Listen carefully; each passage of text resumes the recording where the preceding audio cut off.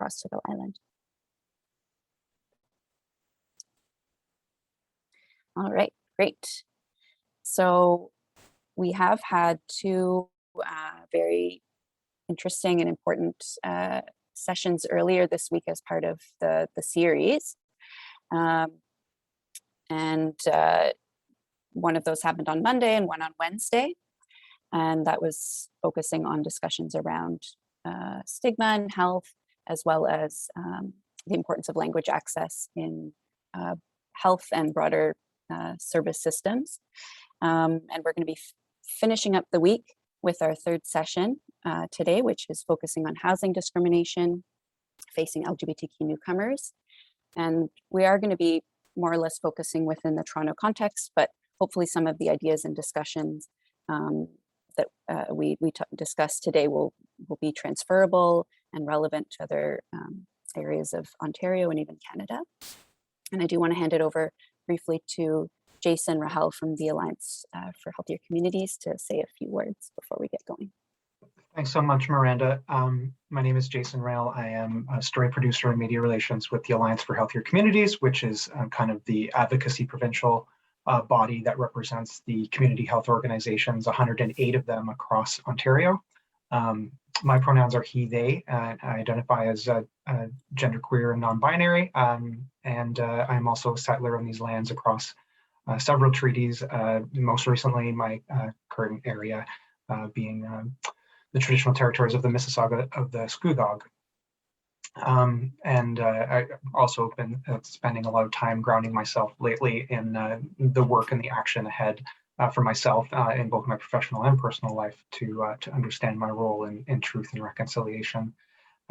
Thank you to all of you panelists and participants for being here today. When we originally conceived of building equitable futures as the theme for this year's week, this is precisely the type of events and sharing of knowledge that we envisioned. So really talking about the ways in which health equity intersects with the social determinants of health in various different ways, in many different ways, and really the practical steps being taken to address the barriers that people face in really practical ways to achieving good health and well-being and to really sustaining that work. So thank you again for all of you for being here this week. We encourage you to use the hashtag. Hashtag is CHWW2021 to share any insights or thoughts that you have about today's session, but also to find out about the other sessions that have been going on all week as well. This session, I believe, is being recorded. We also recorded a lot of sessions this week related to digital equity. And in fact, there was a session today about Black health and digital equity, which was an excellent session this morning. All of those are being recorded, and we will be sharing those and other sessions next week and in the weeks to come. Building Equitable Futures isn't going anywhere. It's very likely, just a quick preview, to be our conference theme for our Health Equity Conference next June, or a variation thereof. So this is an idea that we're really taking forward as kind of a counter narrative to the quote unquote getting back to normal narrative that we all see a lot of out there in the world these days. Building equitable futures is something that's going to stick with us. So thanks again. That's all from me. Thank you, Jason. Okay.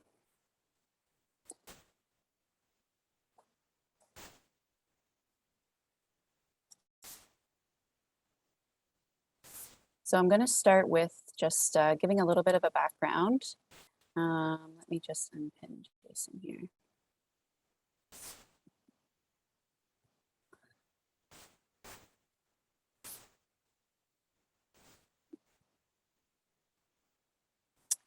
Okay, so just a bit of background on this project and basically what brought us here today. Access Alliance led a community-based research project back in 2017, 2018, which aimed to understand some of the barriers that LGBTQ newcomer women, as well as trans and gender non-conforming newcomers face in achieving good health and well-being when arriving here within the Canadian context. And this particular intersection is an area that is quite under-researched, and we did produce a very comprehensive report, which takes a bit of a deep dive into some of the discrimination and barriers that exist for LGBTQ newcomers in Toronto, both at the societal level as well as in terms of the programs and services that they're accessing.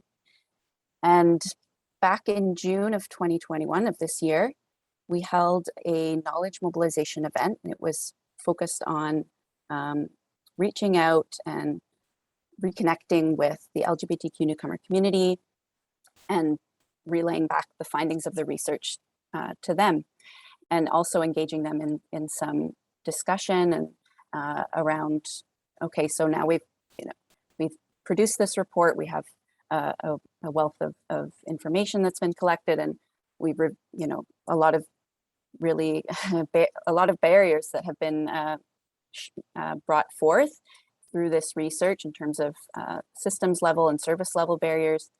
How can we start to kind of move forward with this? How can we set some priorities?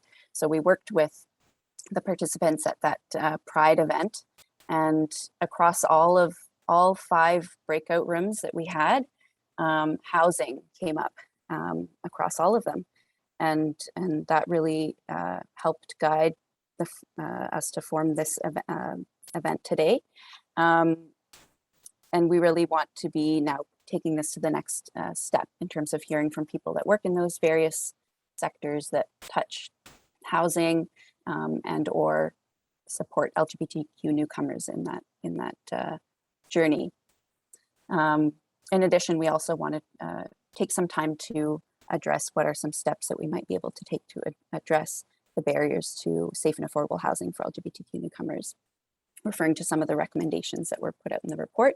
So you can feel free to scan the QR code on the screen here to bring up the report itself, and it's also accessible off of the Access Alliance website. So we've got a great panel today. Unfortunately, one of our panelists is unable to join us, and so we do have, speaking of which, I think she may have just joined just in time. These things happen. Let's see.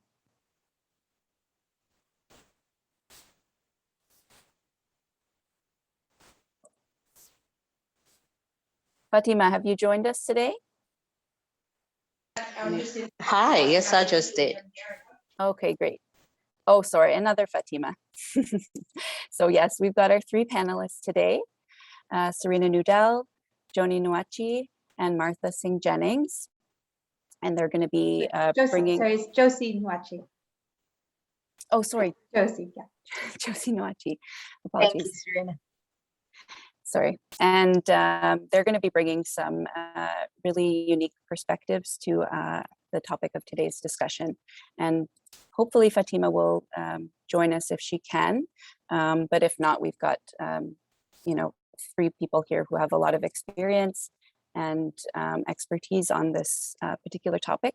So I'm going to invite them to each introduce themselves, starting with Serena. Hi, everybody. My name is Serena Nudell. My pronouns are she, her. I'm the PI on this research project and work very collaboratively with Khadija Kanji to write this report. It's a pleasure to be here today. I'm the Director of Community Programs at the Neighborhood Group. And yeah, I'm looking forward to this discussion. I'm excited to be on the panel with my colleagues and see a lot of, amazing people in the audience who also I know have lots to contribute to the dialogue. So thanks for having me. Josie? Hello, my name is Josie Guachi. My pronouns are she, her. I'm the settlement worker with TNG and the neighborhood group, mainly at the Rainbow Connect. And as Serena has mentioned, we work closely together to support the LGBTQI community. And on my department, we run weekly programs, Fridays, 3 to 5, and every other Tuesday 6:30 to 8, where we have chit chat. And that way we get to support the community and our people to move to the next step. Thank you, Josie. Martha? Hi, everyone. My name is Martha Singh Jennings. I use they, them, she, her pronouns. I am the manager of community engagement at the 519 Community Centre in Toronto. And I have been working in collaboration, support and solidarity with newcomers and refugees for over a decade in the UK and on Turtle Island. Hi. Thank you so much. I'm going to stop sharing for a second because I think I also want to just open it up and see. I'm interested to see who else is joining us today. Pilar, do you mind just removing the spotlight on our panelists for a minute? I just want to open it up and see who else is here in the room today. So if you could please just give us a wave or a react if you're somebody who is working in the settlement sector.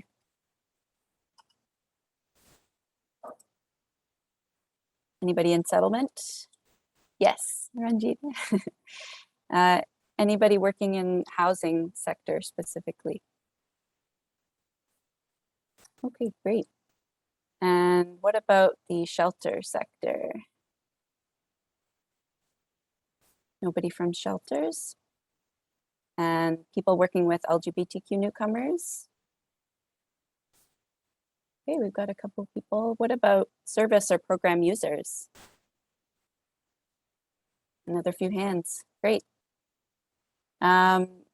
So our agenda for the next 50 minutes, we're gonna be starting off first with a short video, and then we're gonna be jumping into some discussion with our panelists. So keeping aside about 10 minutes or so towards the end for any questions from the audience. So please do use the chat for that purpose. You know, drop your questions in the chat as you think of them, or just keep them you know, towards the end. And we do want to make this, you know, interactive for people. So please feel free to even just introduce yourselves in the chat and share and link resources as we go along. Okay. All right, so we're going to be, oh, do you want to just pause that for a second, Pilar? So just a bit of backstory. We did, in addition to the report, we did produce a number of different knowledge mobilization products to accompany the findings and to help convey some of those findings to different audiences. So one of those products was Alex's story, which is an animated case story. And this was compiled from several different participants' experiences from the Beyond Positive Intentions project. So they were compressed to create one story, and it covers or addresses a number of different barriers that are experienced by LGBTQ newcomers. So this particular story was also dramatized to create this final animated story format. So Pilar, I think you can roll it. I'm not hearing any audio, so you may need to reshare and just enable the audio function there.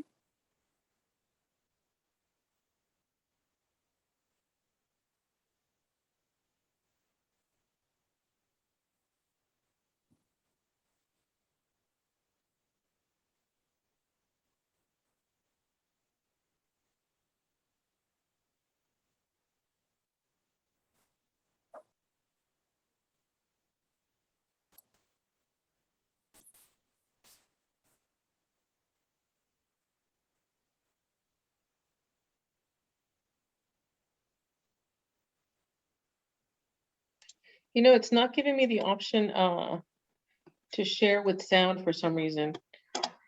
So I'll stop sharing one more time and I'll try it again. Okay, I can also try.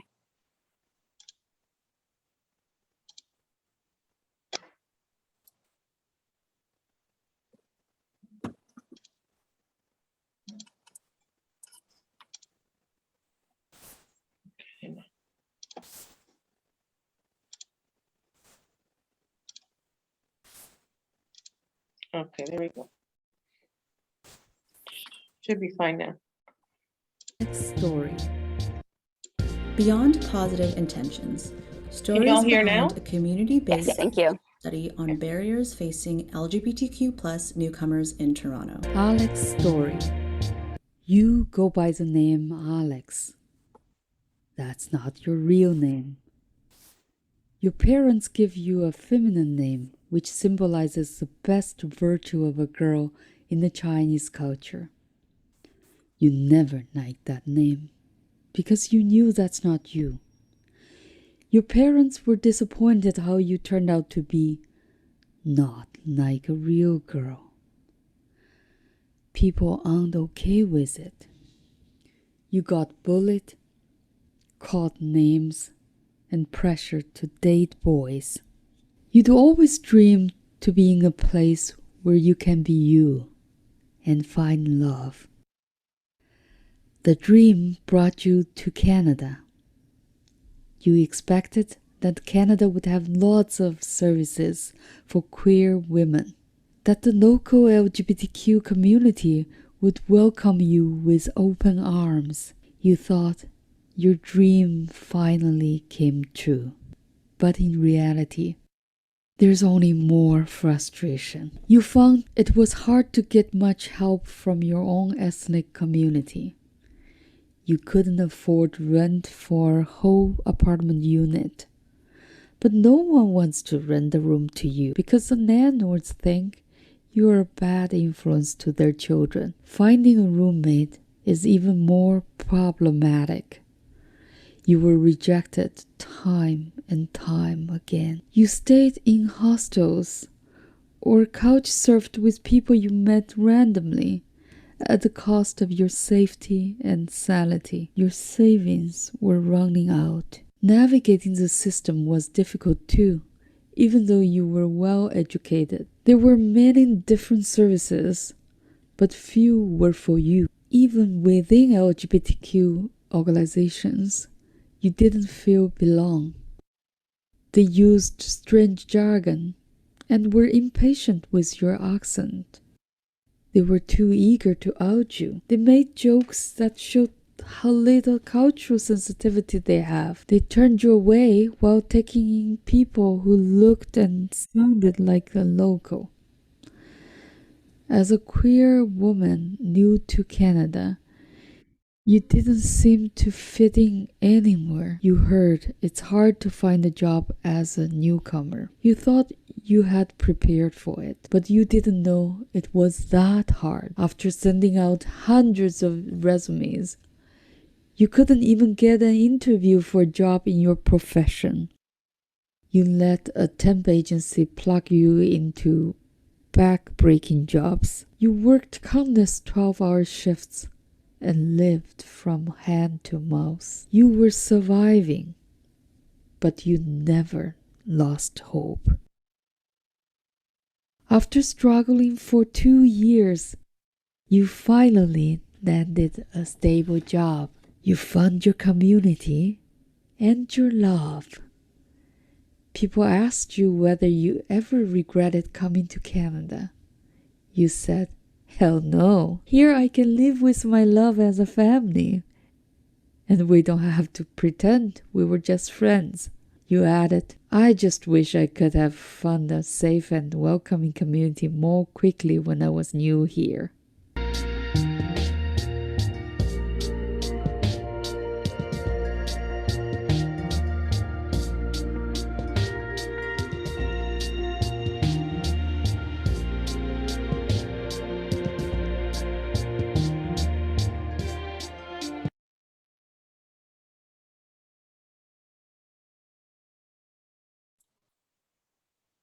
Thank you so much, Pilar. So if we can bring the panelists up.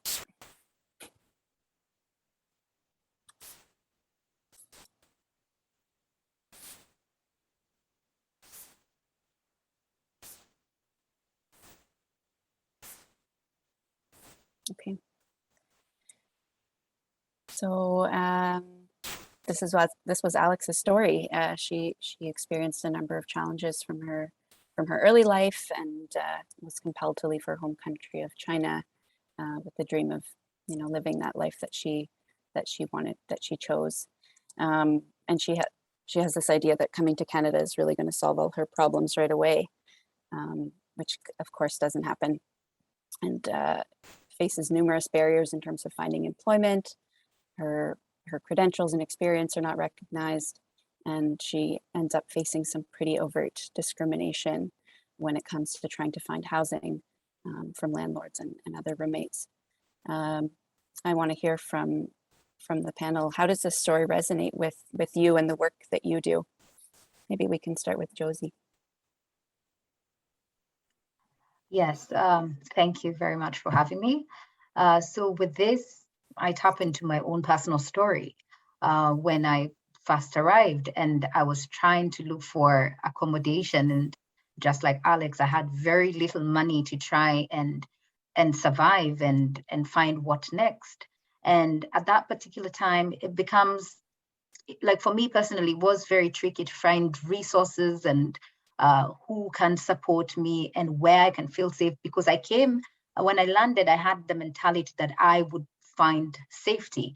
And Google was my friend at some point, because that is the only resource I had. And from my research, I ended up finding 2-3 other organizations that would take me. But then there's also the hiccup of transit and trying to get to wherever you're getting the resources. So for me personally, trying to get a house or a place to live where was close to my resources was very tricky.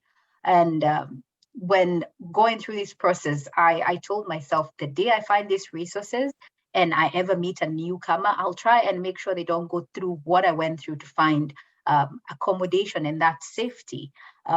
Because it took me like a whole week to find out about a shelter program and how I would get in and find safety and support.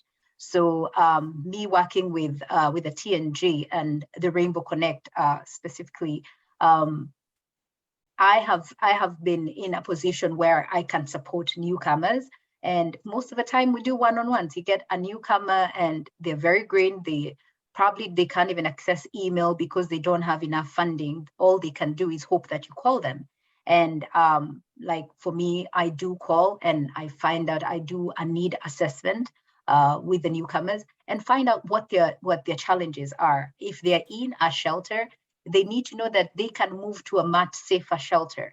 If they are looking for housing, I can refer accordingly, if not internally through TNG, to the other organizations that we are in connect with to support these individuals to find a safe housing, and also to find support through our programs and other programs that I can refer internally.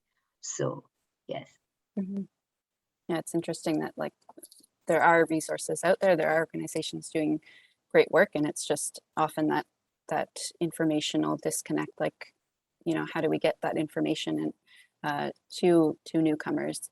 Martha, I know that a lot of the work that you do is with the community, and in terms of outreach. Like, do you want to speak on that in terms of some of the challenges that you face in your role?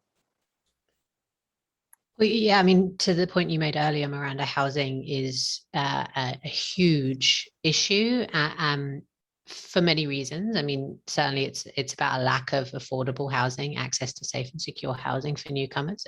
It's also about the fact that housing is such a pivotal piece of finding safety and security, having somewhere to retreat to and be oneself and feel safe. And the lack of access to safe and secure housing for newcomers of all varieties effectively like perpetuates the instability and prolongs like a settlement, and prolongs the kind of journey towards well-being that is an effective settlement journey. And newcomers face so many barriers that were called out in Alex's story: anti-LGBTQ sentiment, racism, absolutely, xenophobia, people being like landlords being reluctant to rent to people who they consider to have unstable immigration status. The fact that landlords expect people to show up with a whole raft of references to demonstrate their value as a tenant to this person. There are like the issues around housing are huge and all encompassing, both in terms of the broken nature of housing in Canada and in Toronto. I mean, I know Toronto best in Canada, and then how huge housing is as a piece of finding safety and security for people. Mm-hmm. And Alex's story is, one example, one, specific journey about an immigrant, but, then we have also, people that are coming with no status, refugees, that's an entirely other experience. And, the trauma that they're bringing with them and navigating the claims process. And that's just very problematic in and of itself. And I'm not sure if this statistic has changed or increased recently, like with COVID or different factors, but I did hear that something like 40% of shelter users are refugees in Toronto, which is very telling of a system that is clearly not working. Yeah, Serena, did you have anything to add?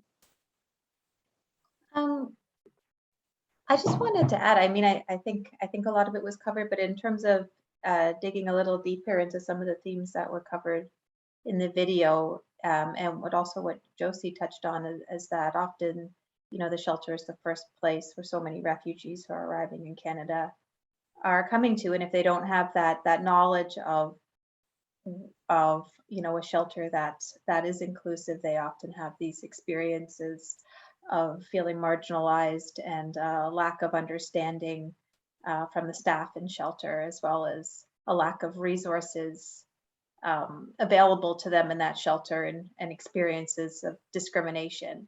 And I think we're going to get into it more later, but I think there really is an opportunity for, at that first point of arrival, for there to be a much more positive and welcoming experience. Mm-hmm, mm-hmm.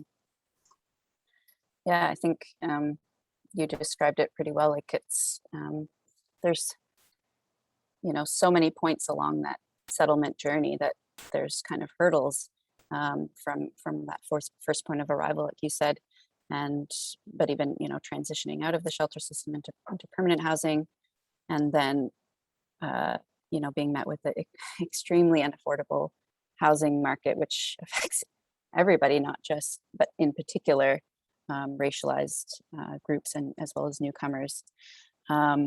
So it's just, it can be overwhelming to see the issue in all its complexity. And there's clearly a lot of work to be done throughout the entire housing and settlement journey. What would you say is the number one priority that we should be focusing on? Where can we even begin to start with this? Josie? With that, I would think it would be better to make sure that the word is out there, in organization, in also reaching out to different shelters, for example, and also finding a way to make sure that the newcomers do know that there is support, there is access to support depending on their need at hand at that particular time. Because for newcomers, they have many challenges. Some are even afraid of the police. Actually, most of them are afraid of the police. And you land into a new country and they tell you, oh, you need to reach out to the police if you need anything. First and foremost, you're afraid that this person might not be friendly, and you don't know which kind of gesture will show you that this person would be supportive. So it's trying to make sure that we educate more and on a broad aspect, like even the caseworkers that are in the city supporting, they need to know that these resources are available for these groups of people, so that they just don't refer people just to find a house. They need to refer somebody to find a house that is safe for them. So it's just a matter of being more vigilant in how we expressed about this support and where to get it. And mostly it's the positions of influence, the people in the position of influence, what they have, and sometimes it's even their beliefs and what they stand for that becomes very tricky to support because of where they stand as individuals. So I would say for me, it's trying to make sure that we reach the people who are in position of influence to make sure that they are putting this information out there. And we are the people to put this information out there and to campaign and push it forward. Yeah, just like any other resources, it's very important. Thank you. Martha, any thoughts? Yeah, it's very difficult to boil it down to one point. So if it's okay, I'm going to make two. The first one is from the perspective of people who work within this system. So us as settlement support workers, as people who work in housing and all that sort of stuff, is to go up and, to Josie's point, to do the outreach, to go into those places and spaces where people will by default end up like the shelter system, and to make, of course, in order to welcome those people into our own services, but also to take up space and make sure that the people who work in those spaces know us and know how to connect LGBTQ2S people to us. And on the same, you know, in the same vein, taking up spaces in the forums that those people converse and share and develop policy in. So like finding inroads into things like City of Toronto newcomer clusters and spaces like that, and make sure that we're elevating the needs and the issues and concerns of the people that we support, and pushing those agencies, those big mainstream agencies, to create more equitable and inclusive spaces across the board. Because the more inclusive spaces as well, of course, they serve and support the well-being of our community, LGBTQ2S community, but they also, when they are truly inclusive, support everyone. Makes a safer space for everyone. And then the second point would be, as individuals who live in this space and hold power in this space, whether it be as a citizen who can vote, a taxpayer, whatever it might be, to push the municipal, provincial, federal aid bodies that you, as a taxpayer and as a citizen, have sway to push towards more equitable housing structures, because the housing system in this country is broken. It does not work. It does not provide the basic right that is housing in an incredibly wealthy country. And it's mind-boggling that there are so many people outside this building right now on the street, many of whom are queer and trans, many of whom are newcomers, and it's horrible to witness when just down the street there are luxury condos going up. And who's living in those places? Who are those for? Why are those here when there are those individuals out there? And not only are they not doing things to address these issues, they're enacting things to worsen them.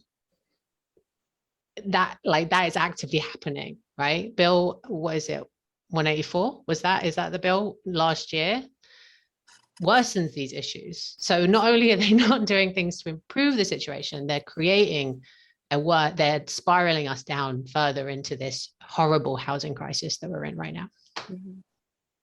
Yeah, I think even though the focus of Monday's session was on stigma, I think it is equally relevant in this discussion. Like the stigma of being homeless has such a role to play, and I appreciate the considering what we can do kind of at an individual level is as much important as looking at the broader system and how can we kind of tackle it from both angles. And I think the report does a good job of kind of putting forth some of those recommendations, addressing the broader social determinants of health, of which housing is just one of those pieces, because it is kind of part of a puzzle, and also looking specifically at what service organizations can do. Serena, do you have any thoughts?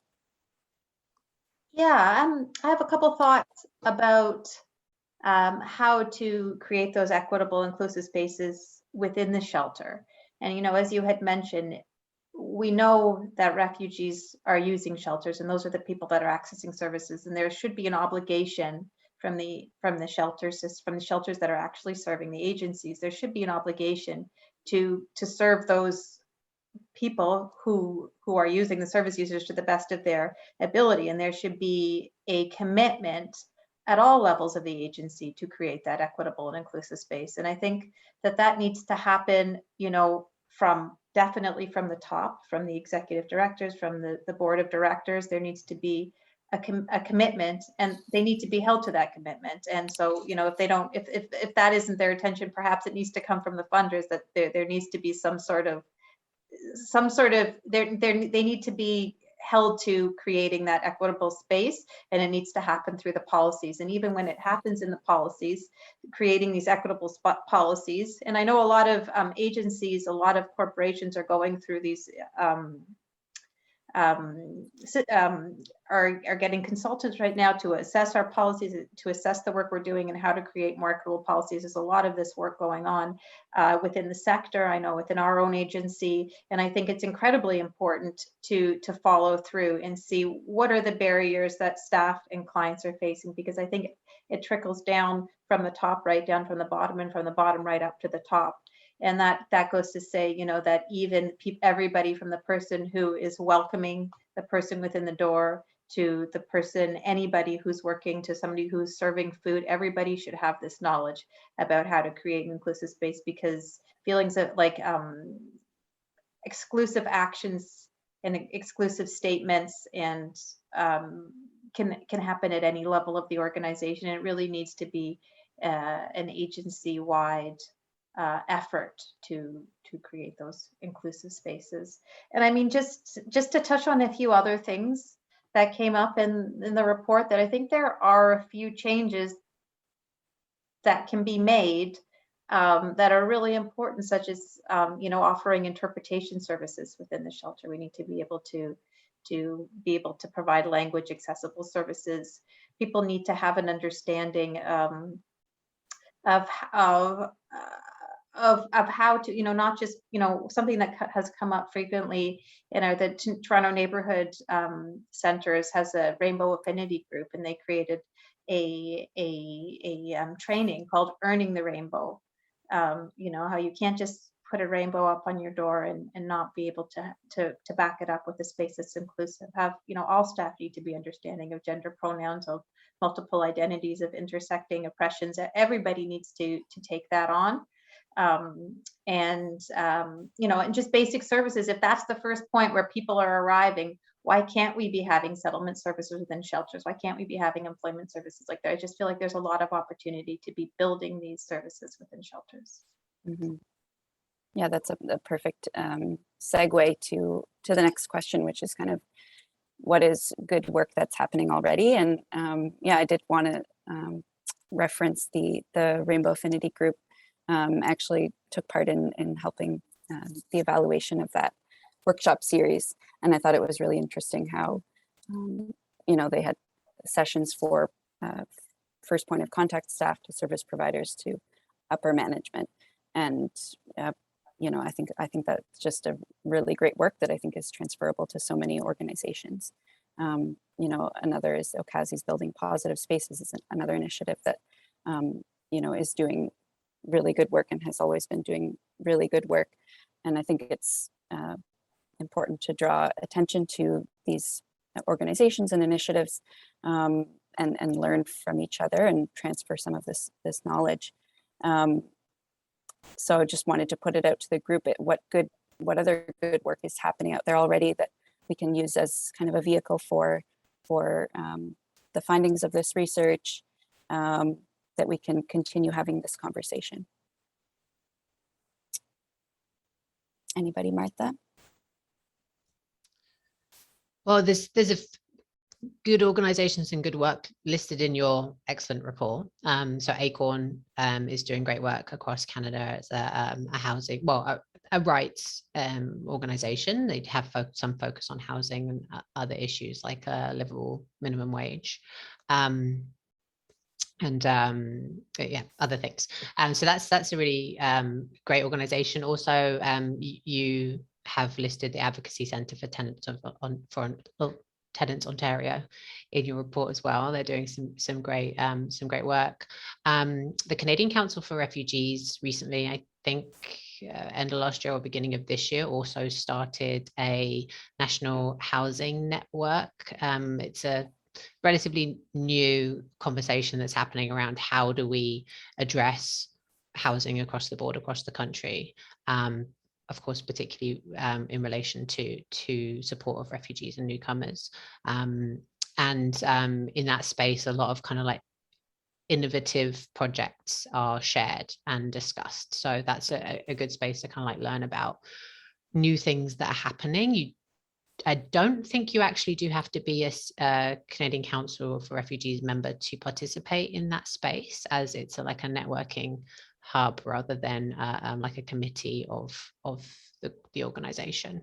So yeah, I would shout out those, and you already mentioned Cassie and other agencies that are providing training around or helping people to get to the place where they're able to provide inclusive services. The 519 also has an education and training department that provides training to organizations, companies, many different people and places around creating inclusive spaces and being equitable in how you welcome people into your organization or business.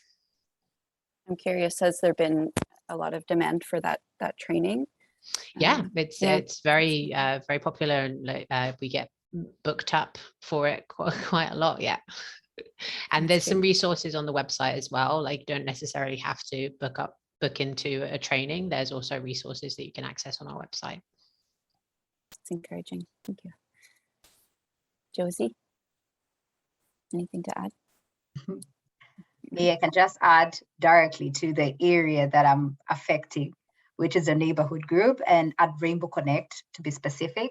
When we have newcomers, like most of the time, because we work as a full circle with other organizations, and even some lawyers as well, they would refer some people directly. So I personally, since I do the need assessment when I meet a new client, I would do to their comfort of their home, have a Zoom meeting, and I find out what their challenges are, because these needs, you cannot blanket them. You know, your need might not be my need. My immediate need might not be somebody else's immediate need.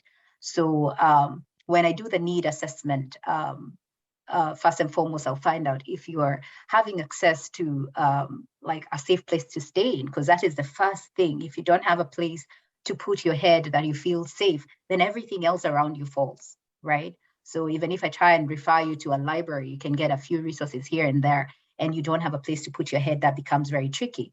Or if you're unwell, if you cannot access support, or if you don't know what you have in terms of the refugee ID, what it can do for you, we try and bring that to light, like in my department. So I would recommend where you can go, clinic around you, how you can access probably a better shelter than where you are right now. And also do follow-up. I do phone call follow-ups, also extra Zoom follow-ups, and we have different programs running every week. And the Friday meetings are usually more structured. We'll have like a topic talking about somebody probably going through their hearing, and what you should expect and the support you should be receiving, and what part you should be playing as well. Like, for example, at today's meeting, we have a lawyer that will be talking about your rights as a newcomer and an LGBTQI newcomer, to be specific, because we are facing so many challenges than probably the regular newcomer, if that is the right word to use. And because some people, their presentation, just by somebody looking at you, they're like, well, just like Alex, you're like, no, you will not be good for my tenants. So you end up not getting that opportunity. So we let newcomers know about their rights, and, you know, what they can do to get help, what they can do to get support, either within directly in our community, or the organizations around, and also the quick contact numbers like 311, the 211, the 911. We'll let them know that if you have this, you can get this kind of support. If you have this, you can have this kind of support.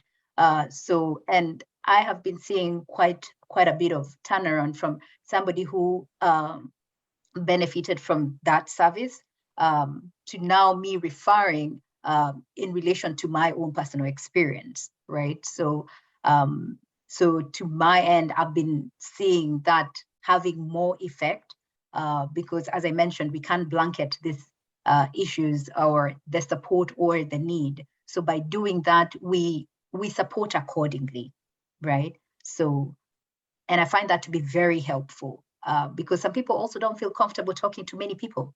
They find it easier to speak into an individual, and when you're referring or giving a connection, you give a connection to one person directly instead of giving it to a group.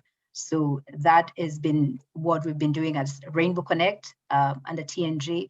And we are hoping to continue to do more of that and to make sure that these newcomers can stand on their own feet and feel comfortable and confident for who they are and what they represent. And I personally try and hold myself accountable for what I am doing, and even the places I refer.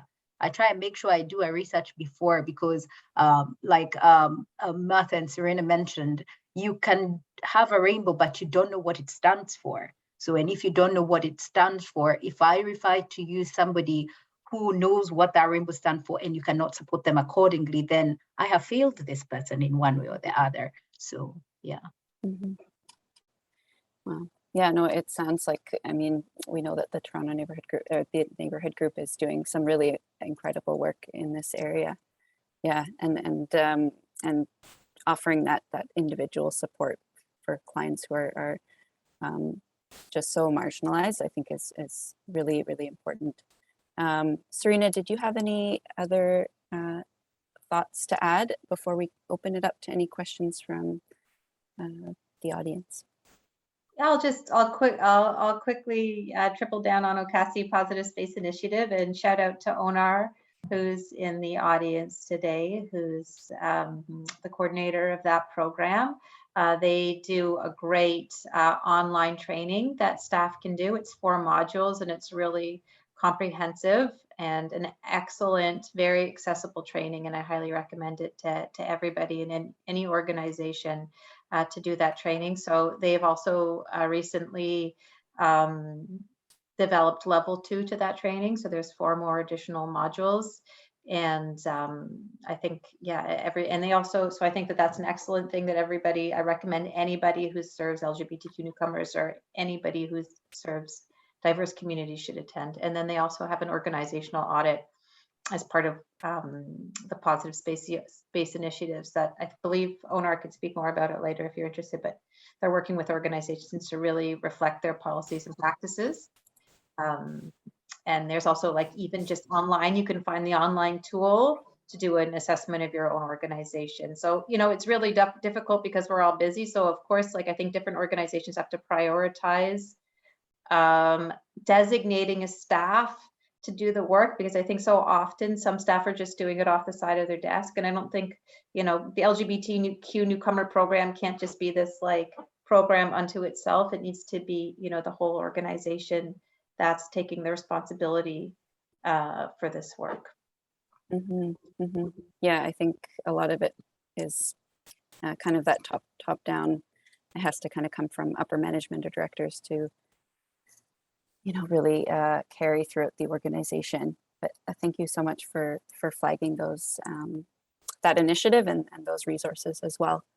I do want to open it up. If anybody does have any questions, let's see, Pilar, have there been any questions in the chat, or I can just open it up to the audience to, if you've got something, raise your hand and can ask any of the panelists here today. No, I don't see any questions. No, just information about the creating positive spaces on the chat. Yeah.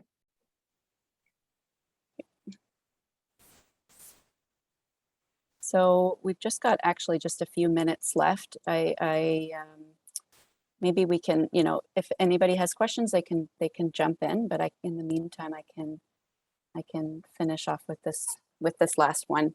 In terms of, I guess, where can this research go next?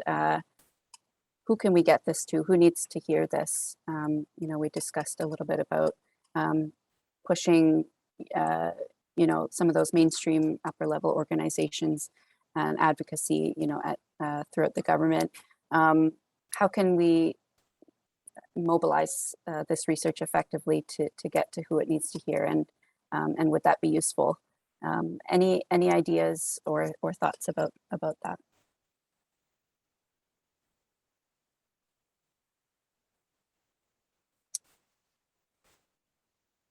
Serena, do you want to jump in? I see Owner's got her hand up. I don't know. Oh, sorry. Hi everyone, no worries. Sorry, my camera is off. I've just relocated to a new city and I have a toddler at home, so I'm literally not in great shape. My video on, I apologize for that.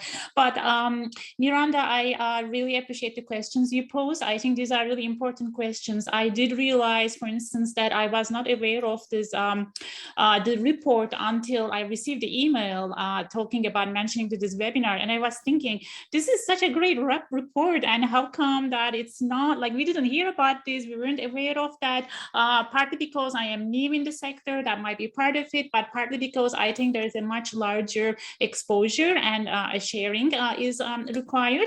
I was wondering, for instance, if you've been, OCASI is having his the professional conference coming in the next week, if that will be venues, maybe it is probably too late to share this information or the report in the conference, but maybe I can share it and we can organize a webinar. I would love to be like promote and share this resource. I think it's extremely important, and housing is the utmost importance, with like as for the many reasons that the panelists shared. So I think reaching out the agencies and the organizations and the community, most importantly, is the most important. I think I would like to see a better, like a bigger reach out and a promotion of the report and an event that surrounds it. So I'm sorry, I don't have too much ideas, but I wanted to put it out there that this needs to be shared in a much wider and the community level. That's wonderful. Thank you so much, Onar, for bringing that up. And we are actually working right now on just like a shorter, slightly more readable, accessible summary version of the report, because it is the full report, as important as everything in it is. It's quite lengthy, and I think you're exactly right. Like, we do want to make this information a little bit more accessible to the broader community. And I love that. You know, I'm very excited about the opportunity to share this through the OCASI conference platform. So we can definitely connect on that. And that's a great connection made right there. Thank you. Anybody else? Any final questions? I think people, I do see some like direct messages in the chat. So just make sure you do have the, you've got everybody selected to receive your message if you do have questions. And I'll just flip through one more. Okay, I think we can leave it there. If there aren't any other questions or comments, and we're right on time. Oh, sorry. I wanted yes. to make a little comment. Yes. Yeah, I think that definitely the report, it would be very valuable to share more widely and make reference to when we are engaging in conversations, particularly with organizations that do not have an LGBTQ2S focus. I really valued the discussion in the report around how to respectfully include perspectives of gender diverse individuals, and how you kind of like how you discussed that you kind of made reference to your decision-making process about how to talk about that, how to include people, how to respect people's gender identities whilst doing that. And I think that I'll speak about Toronto as it's the context I know best. It's a city that prides itself, as you can see from the huge corporate parade that comes down our street most years on being an inclusive space for gender diverse and sexuality diverse individuals. And I think telling truth to power and showing them how the systems and the structures that they have in place do not serve that purpose in all the ways that we can do will be a very powerful way to use this research and report that you've put together. And I thank you for doing it. Yes, thank you very much. That I did follow the research, and when I was reading more about it, I was like, wow, there's a lot, there's a lot of need to be, to be addressed. But then, as Martha had mentioned earlier, being in such a country of so much like wealth and knowledge, why is it not getting to the right people? Is it not being channeled properly? Like this issue for newcomers when you're in the country and they're asking you for a credit score. Why are you supposed to get a credit score when you're new? Like I faced that and I was like, serious? I just landed. I have like maybe 2 months. So it forces you more to be in like, for example, the shelters or this organization, these places, because you can't move because you're not strong enough to move, right? And it becomes really tricky. There has to be something that should be done to support. And also, if it's even like even going like to the shelter programs, because that is where most people land, right? Make sure that when they are here, the information that is being given to them and the knowledge that these people can give out to the right people as well, because sometimes it's also lack of knowledge, right? So it becomes very sad. And also, if it is okay to mention on this platform, my program runs 3 to 5 from here. It will be running shortly. And today, basically, we are talking about your rights as an LGBTQ plus newcomer and when to access the services for legal representatives. So I believe it is also very important to empower our own so that, when you're out there, you're not just out there moving aimlessly, to what direction you're moving. Yeah. Thank you so much, Josie. I'm going to share links to all of your organizations in a slide deck that we'll use to accompany the recording, and people can access that. Can I put it on the post right now? Like sure. Yeah, absolutely. Because maybe that can also help for today. I don't know if I've done it well. Yes, I'll share the link and the time. Great. So probably also from there, if we still have some people who can access from here, that will be easier, right? And you don't need to register. You just tap and you join. You join. Okay, perfect. Yeah, no, we can even share this information. This is every week? Yes, every week on Friday, but the topics are different. It's more structured. So I'll also send you the full structure that we have, what we have planned, because we usually have this planned a month prior. And if it is okay, I can also share with Martha. And if it is also okay in her department, she can share because we follow different guidelines. So it might be okay for me to share with her, and, depending on the protocols she has to follow. But I would appreciate if that is shared. Absolutely. So that we try and support our best. Yeah, definitely. Thank you so much, Martha, Josie, and Serena. I really appreciate your time today, and I think we had a really interesting conversation, and I'm excited about what's going to come next, and I'm glad that we were able to connect and we can continue kind of working on this. Thank you so much to each of you. I also thank you to Diana and Pilar for your support in making this happen today, and as well a big thank you to everybody who was able to join in. And that concludes Community Health and Wellbeing Week 2021.